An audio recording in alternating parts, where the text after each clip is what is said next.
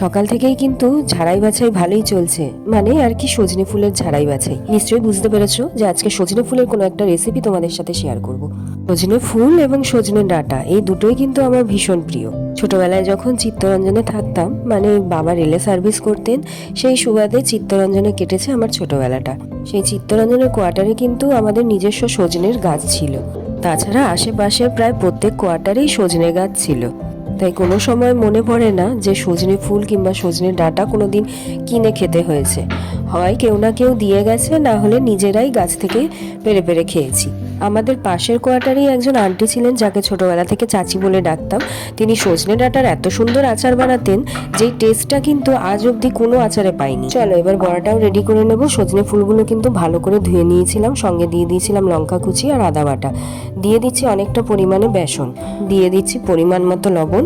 আগে থেকেই কিন্তু একটা পেঁয়াজ আমি কুচি করে আলাদা করে রেখে দিয়েছিলাম, সেটা কিন্তু এখনই অ্যাড করব না, কারণটা একটু পরে বলছি। দিয়ে দিচ্ছি হলুদ গুঁড়ো, কাশ্মীরি রেড চিলি পাউডার, সঙ্গে দিয়ে দেবো ব্ল্যাক পেপার পাউডার, আর দিয়ে দেবো 1 চামচ মতো চালের গুঁড়ো। এরপরে এই সব কিছু ভালোভাবে মেখে নেব। হ্যাঁ, প্রথমেই কিন্তু কোনো জল অ্যাড করব না।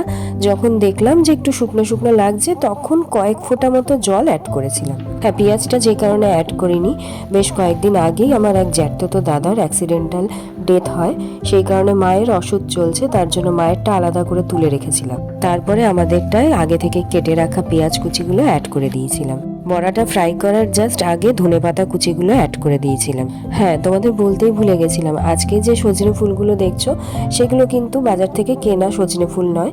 মনোজ প্রত্যেক দিন মর্নিং ওয়াকে যেই পার্কটায় যায়, সেই পার্কেই রয়েছে কিন্তু একটা বড় সজনে গাছ, আর সেই গাছের ডালগুলো কিন্তু অনেকটা নিচ অবধি ঝুলে ঝুলে থাকে। তার জন্য হাত দিয়ে পেরে পেরে কিন্তু ফুলগুলো আনা যায়। ওই ফুলগুলো কিন্তু একেবারে টাটকা ছিল। যতই হোক, বাজার থেকে কিনে আনা জিনিস আর গাছ থেকে পেরে আনা জিনিসের মধ্যে পার্থক্য তো থাকবেই। চলো, মায়ের এই নিরামিষ বড়াটা কিন্তু আগে ভেজে তুলে নিয়েছিলাম, তারপরে আমাদের পেঁয়াজ অ্যাড করা বড়াগুলো ভেজে নিচ্ছিলাম। তোমাদের মধ্যে কারা কারা সজনে ফুলের বড়া খেতে পছন্দ করো আমাকে অবশ্যই কমেন্ট করে জানাবে।